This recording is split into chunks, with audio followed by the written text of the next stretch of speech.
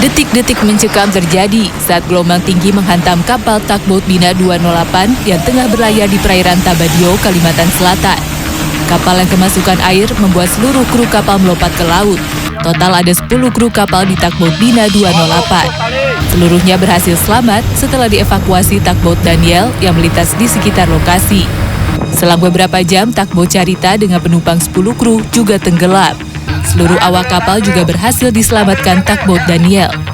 Para kru kapal kemudian dievakuasi ke titik sandar aman di perairan Tabadio sebelum akhirnya dibawa ke pelabuhan Trisakti, Banjarmasin.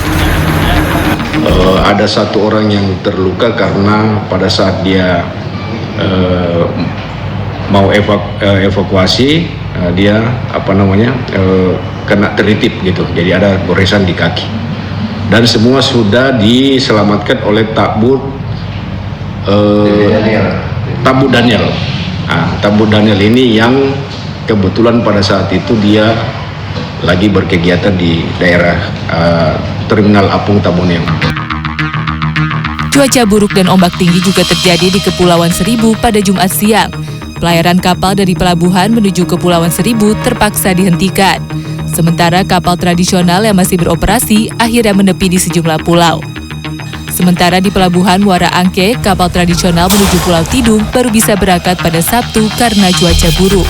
Saya mau ke Pulau Tidung. Pulau Tidung, ya. Oke. Menggunakan kapal kayu. Tradisional ya? Kapal tradisional. Itu kalau kapal tradisional sendiri masih bisa boleh berlayar atau gimana?